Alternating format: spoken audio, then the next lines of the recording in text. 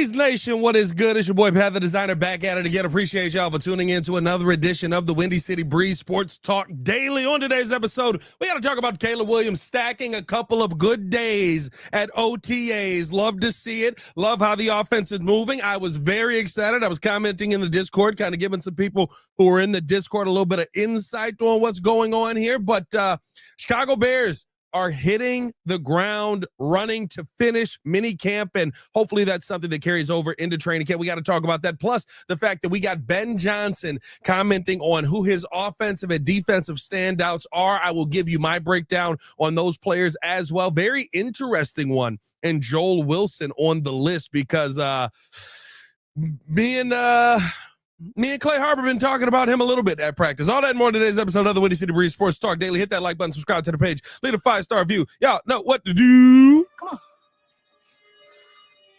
Push the button. Come on. Push the button. Come on, push the button. Yeah, come on, push a button.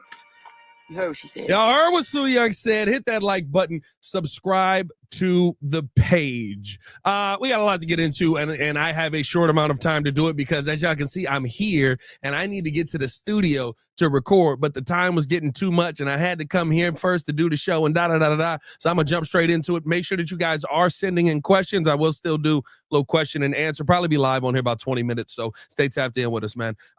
So Caleb Williams, I thought, looked really good in his second day. One mistake, did end up throwing an interception, looked like a broken play. That was the one Ben Johnson talked about in the press conference, where you saw him rolling to the left, rolling to the left, no, flip my body, rolling to the right, and kind of did that, like, you know, when he does like the leg kick out and the sidearm pass to try and make a play. There was nobody in the area and he was trying to get it back to somebody. It looked like the play was completely broken down. In a real game situation, you would probably see him run the football in that situation, but you're doing these drills to try and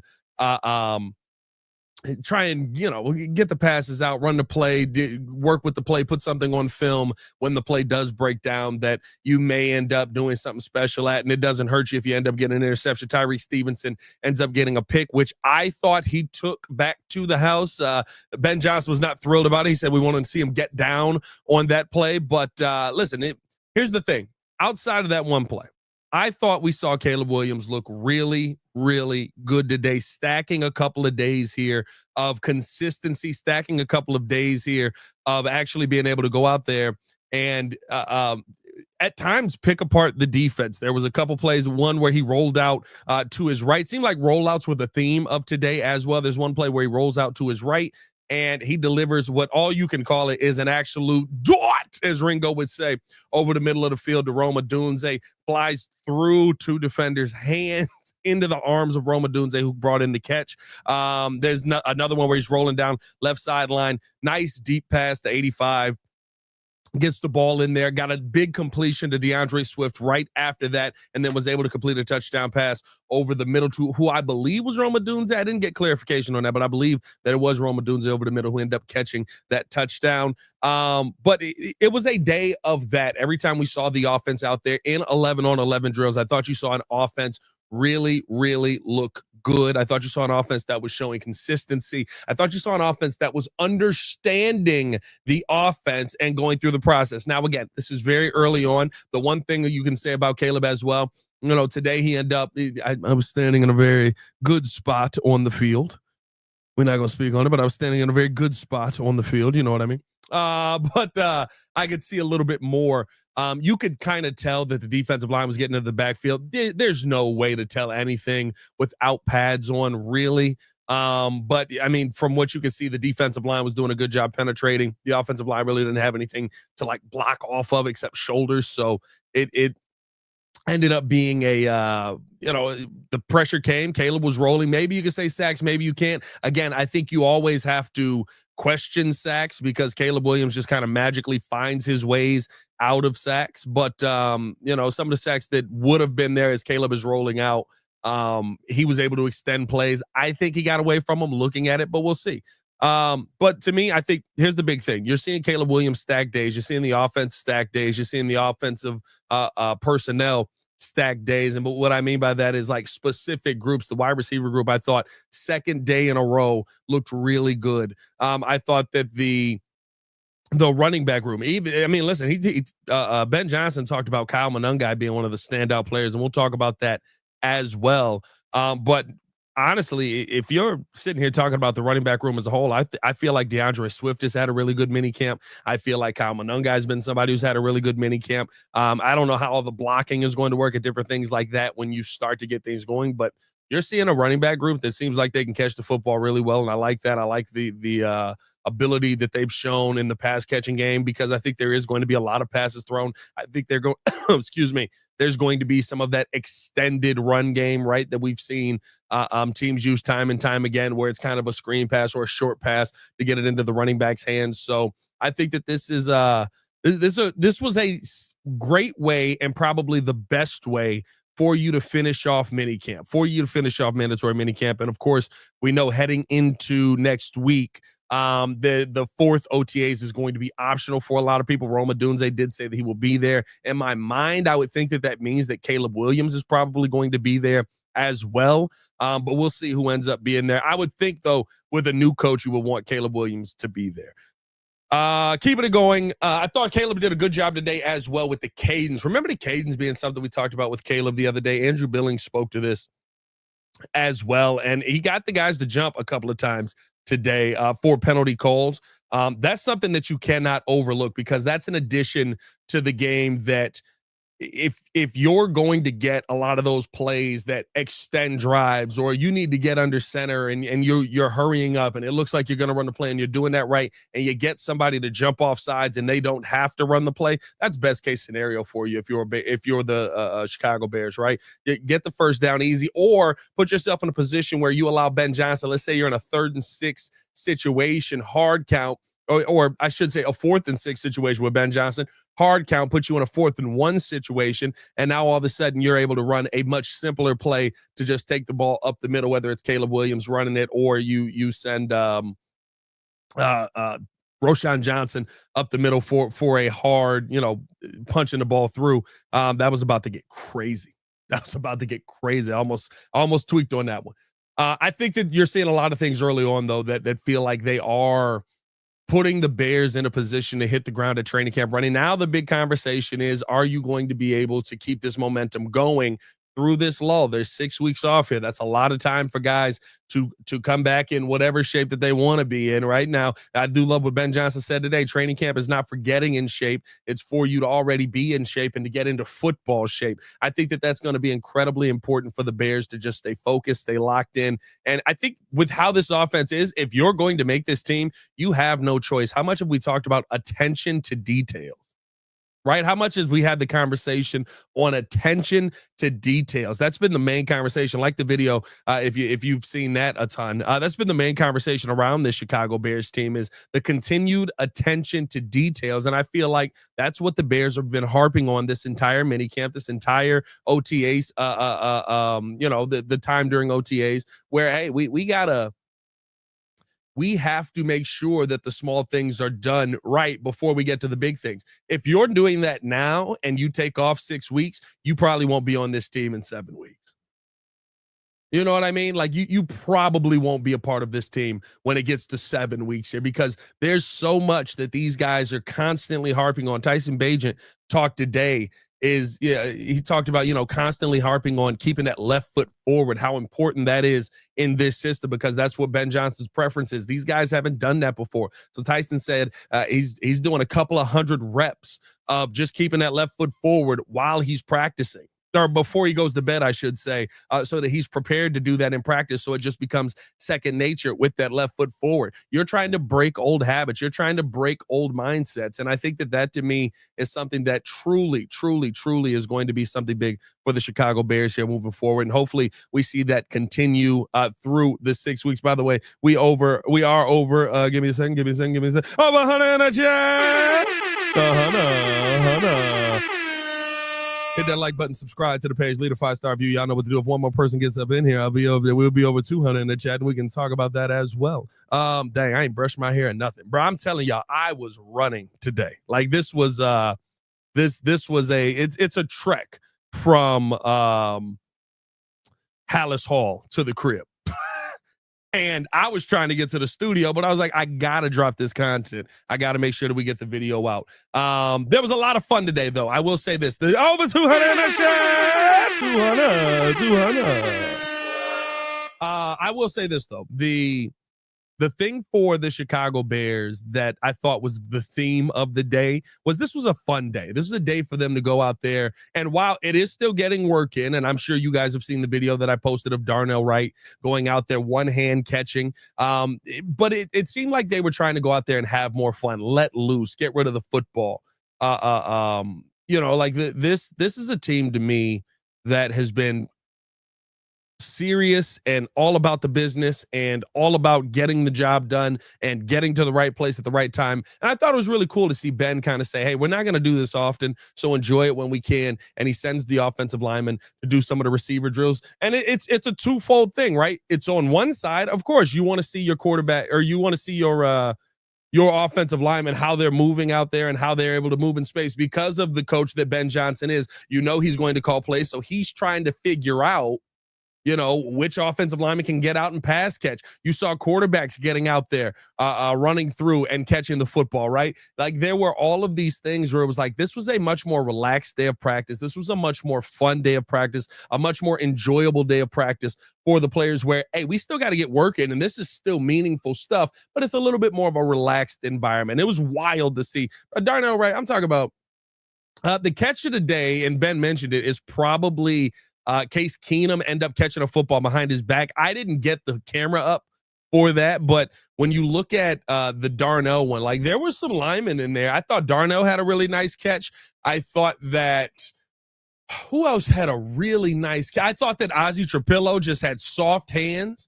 You know what I mean? Which is the most important part of all of this, right? The Darnell catch is really cool, but in a real game, if you're going to run a real play in that way, you need somebody who's got those soft hands who can bring the football in. I thought that Ozzie Trapillo probably had the softest hands catching the football. You got to say that quickly. Catching the football that was out there, and so it was very good to see that that you've got some options if the Bears do want to go that route.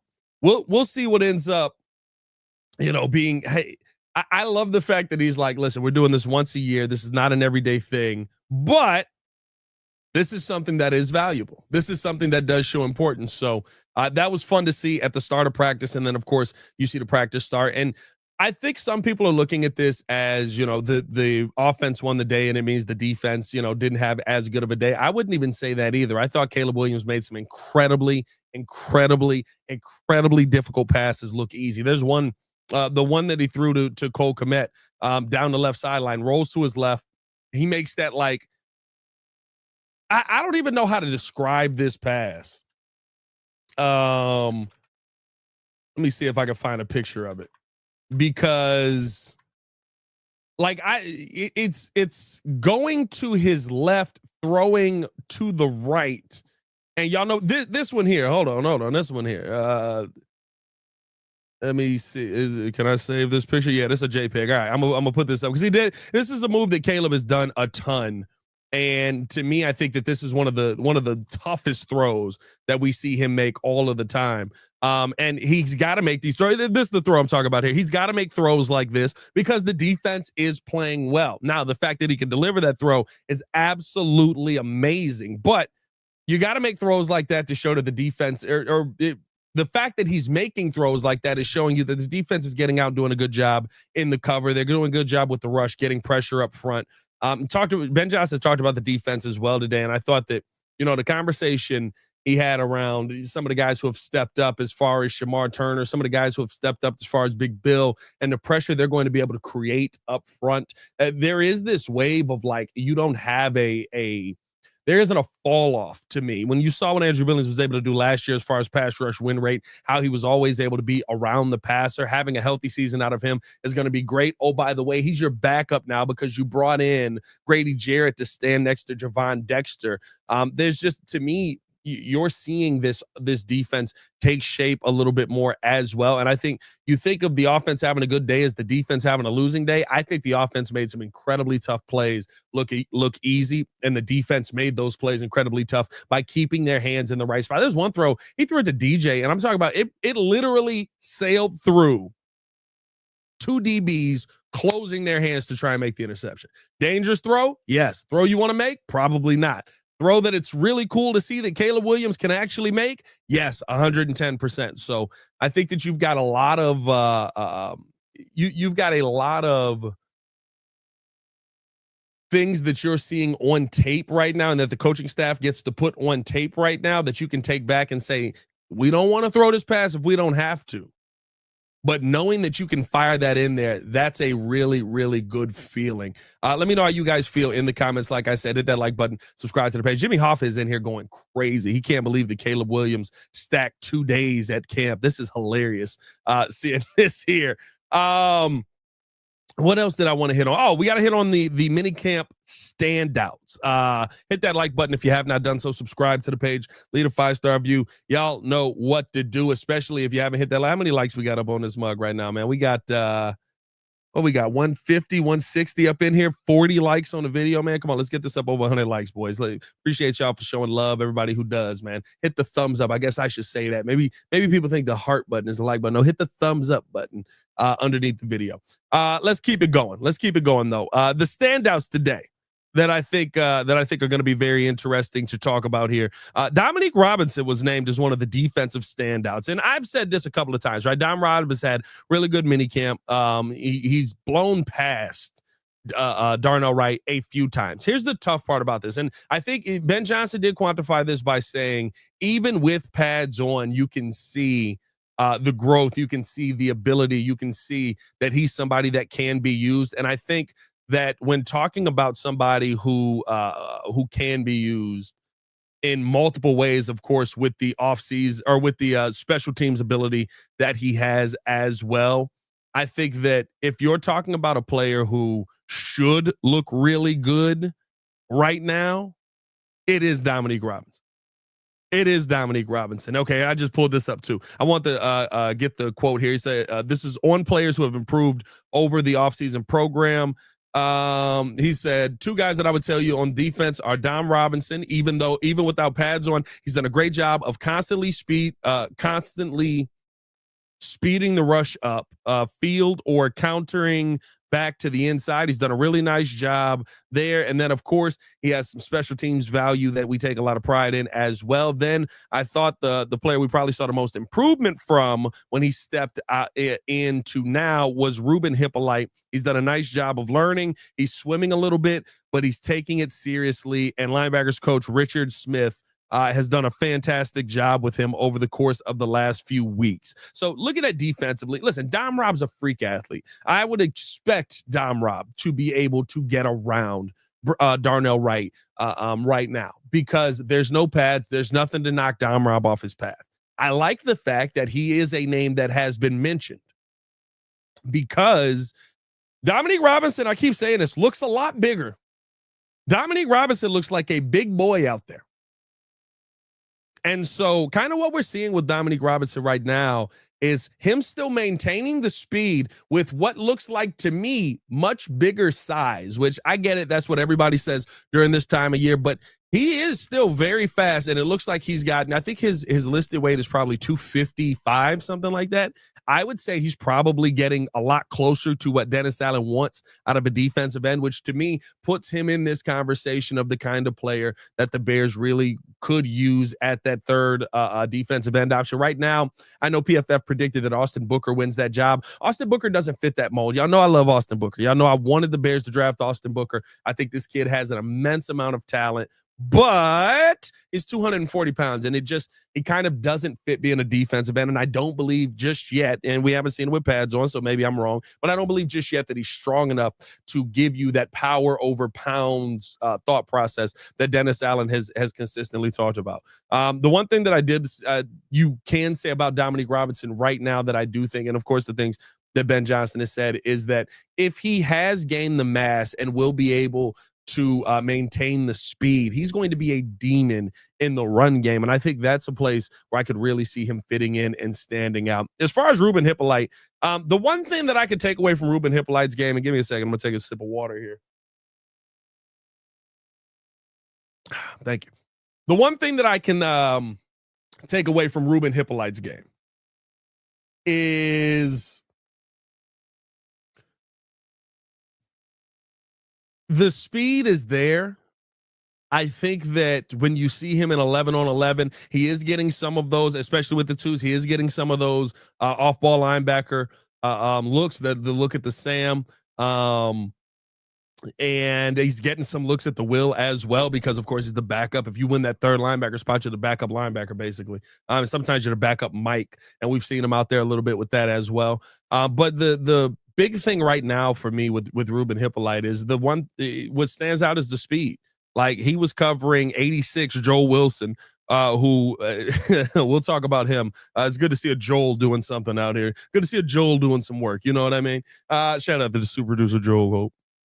But when you see Ruben Hippolyte pick guys up, like, he is there with them speed-wise in coverage. I think he's done a better job diagnosing some of the coverages here than I expected him to do. And I do agree that I think that if you're talking about somebody who's moving forward and progressing, right, and you're not asking him to do a ton with that third linebacker spot, you're mostly asking him, hey, we want you to cover a tight end, we want you to cover a running back out of the backfield. If we're utilizing you in that way, the speed is the most important thing, but you have to be able to identify what this team is or what's happening in front of you as far as the coverage, right? And as far as what play the offense is running, you have to be able to identify that. And that's the part where, it does seem like when I watched him today, you could see him on the field, and I actually did zone in on him a couple of times, and it looked like he was getting a lot better with diagnosing the play. And maybe it was truly just that when he was in college, they weren't utilizing him in that way. They weren't utilizing him in a way that it benefited him, and that could be the case. I hope it is the case because I want to see this young man succeed like no other. But it still was the head scratcher pick, and hopefully he's going to be able to dominate on the field when the pads come on and things get a little bit more real. Keeping this thing moving along, though. On the offensive side, this is what Ben Johnson said. On the offensive side, I'll probably single out tight end Joel Wilson. You saw him today with a big catch. He's kind of had one or two of those almost every OTA practice. Then in the running back room, Kyle, you know who it is. I'm a big Manung guy, has really stepped up. I appreciate the attention to detail and the pride he takes and how quickly he's picking things up as well. That's 4 good names for you right there. And when talking about Joe Wilson, he did go a little bit more into detail. He said he's a little he has a little savvy in how he moves. He has a nice route feel about him. The test will really be when we get going in camp, how he holds up in the run game and in the pass pro game. But so far in the running routes section of tight end play, I think he stood out in a positive light. We have talked about this dude every day because Clay Harbor from CHSN is up there with us, and me and him are always talking about, what players are our camp darlings. His is Joe Wilson. Mine is J.P. Richardson. And to me, Joel Wilson is one of those guys that you always find a way to notice him. Like, usually when Clay's sitting there and he's like, I don't know, I just feel like this guy's got something. I think he's got talent. I think he can make this play. I think he can have this move and da-da-da-da. And then all of a sudden you see him go out there, and today I think I want to say it was Tyson. No, it was Case out there in the last 2-minute drill. He throws it to the right side. He's falling out of bounds, goes over to DB, plucks the ball out of the air, gets both feet in, and ends up going out of bounds after that. But a really tough catch that was made. And all you can do is just turn around and go, oh, well, I guess he's making another play. Like, you continue to see this young man make plays, and it's going to be tough to make the team as a tight end. I don't think that Joe Wilson makes the team. I don't think that J.P. Richardson makes the team. I think that there's a lot of tough cuts that are going to be made here of players that probably are talented and probably won't end up being able to stay on the practice squad because teams are going to look at them, especially through the preseason process. But I thought that when talking about Joel Wilson, like, he does stand out often. He stands out often enough for me and Clay to be talking about him on a pretty consistent basis. And then when you talk about Kyle Manunga had the big touchdown catch yesterday from Caleb Williams as the offense really started to get going. I thought that, when you see Kyle, The two things that I'll say, and these are about two people drafted in very, very different places. Kyle Monangai in the 7th round, Ozzie Trapilo in the 2nd round. They are both technically sound players. When you watch Kyle out there and the plays he has to pass block on, he does a good job framing up, making sure to, get the legs in there, get the hands up for the block. When you watch him in the run game, which a lot of times in 11-on-11, they're doing more pass than run. But you're seeing him, be somebody who can, run the football really well, especially between the tackles, which I think is going to be big for him making this team, how well you're running between the tackles and to the outside. But more so, we know where the Bears want to be. They want to get that 4.5 yards per game, as Eric Bieniemy said on the Chicago Bears, etc. podcast with Jeff Joniak. You want to get those 4.5 yards between the tackle. You want to get those 4.5 yards between the tackles. And I think that's something that Kyle Monangai can really stand out with. And yeah, the pass catching, somebody just asked, has the pass catching improved? I don't think he ever couldn't catch the ball. They just didn't throw it to him. They literally were like, our offense is going to be turn around and hand you this football. That's what we're going to run. That is what you are going to see 1,000,000 times a game. Get used to it. So I don't think that that's a surprise to see that he can pass catch as well as he can. To me, I think that that's kind of what we expected, because even with the pass catching that he did, the small amount of pass catching that he did, you saw him be efficient in it, I guess is the best way to say it. And I'm talking about in his time at college. Overall, I thought that those were guys that I did notice just about all of them. You know what I mean? Like, it's not like, I don't think, because remember yesterday, Ben Johnson was like, I'll get back to you on who I think has stood out. And so Carm asked it again today. Carm from CHGO asked it again today. And I think that he gave you a real answer. I think that he wasn't just thinking of on the spot of guys who, are kind of who you think can stand out.